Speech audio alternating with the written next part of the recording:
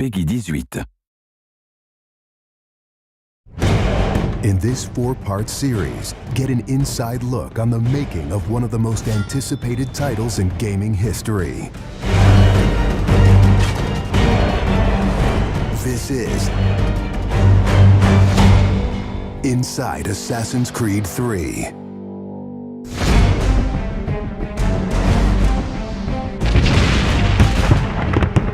Something we really wanted to emphasize was the sheer brutality of combat in the period. We've all seen the paintings of the Revolution, and death is glorified, death is angelic, but it wasn't that way on the battlefield. It was a brutal conflict. It feels that you're constantly going through dynamic fights, and that's not something technically we could do in the past. So it was like a personal challenge on the team to say, no, I think we can do this.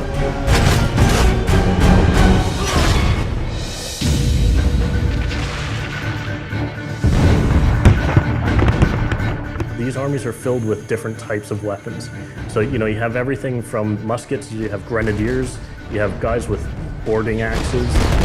Being shot by a musket would be an awfully painful way to go. The caliber size of the ball was at least 3 or 4 times as large as anything that any modern military is using today. After the muskets were discharged, they would charge with their bayonets. What basically is a giant spear, and he has every intention of running that through you. They would shoot and then they would march, and that hand-to-hand combat was really brutal. And whether it's people using a bayonet affixed on the end of a musket, a small hatchet, this is a kind of killing that is very mano a mano.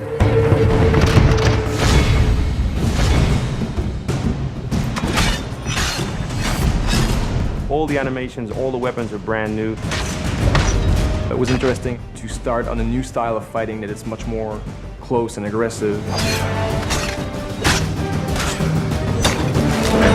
Connor's favorite weapon is the tomahawk, obviously super deadly in hand-to-hand combat. Also the bow and arrow. It fits with his native heritage and it's lethal. The rope dart, it's a real accurate Chinese tool that we found the references for that period as well. He can use it from the ground, so he can bring the enemy towards him. It gives him the ability, for example, on a tree, to hang someone from above.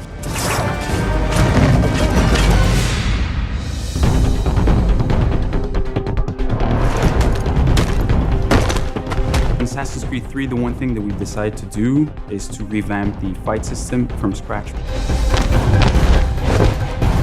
We wanted the skill in the combat in the game to be about transitioning from character to character by choosing the right moves, by performing them correctly. It allows you to basically mow your way through large numbers of people if you're good enough without stopping. What do you do if you go into a bunch of guys with muskets and they try and shoot you? So we had to figure out, can you dodge them? Can you run away? And we've added all these options, but our big one is the meat shield, where you can grab a guy and he gets shot instead. Our mocap guys are stuntmen. We spend a long time with them rehearsing and figuring out exactly what would be the greatest choreography. We had to go through, like multiple people.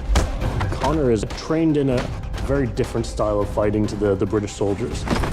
The close quarters flow of the combat that's happening between the punches, the kicks, and everything else is indicative of what happens in the real world. I'm very impressed by the moves that they do. It's cool to see push kicks and axe kicks and different sort of takedowns that are done correctly and very believable when they're done. Right hand right, punch to the face, boom, to the throat, to the groin, finish with boom. This is something new for us that we're really proud of. It's fast, it's fluid, and you go through these guys like butter.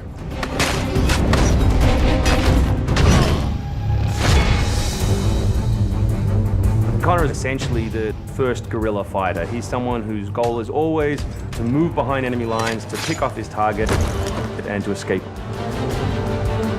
Employing guerrilla tactics, or what we now know today as asymmetric warfare, was something that truly was a component of the American Revolution.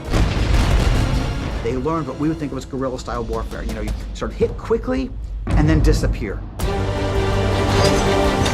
American tactics were really frowned upon by the British because the Americans did adapt the tactics that were used by the Native Americans from the French and Indian War. The first big battle, Lexington and Concord, takes place on a New England town green. And as the soldiers march back to Boston, they are marching along a dirt road lined by stone. It's not the most effective strategy, wearing your bright red coat and march through the woods while some farmer's trying to shoot at you. The Americans brought a tactic that they couldn't really cope with. They essentially took it away from the battlefield and they started guerrilla tactics.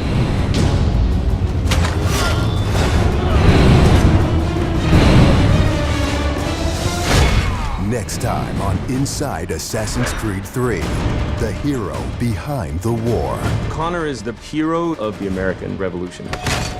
He's a bit more like Dirty Harry.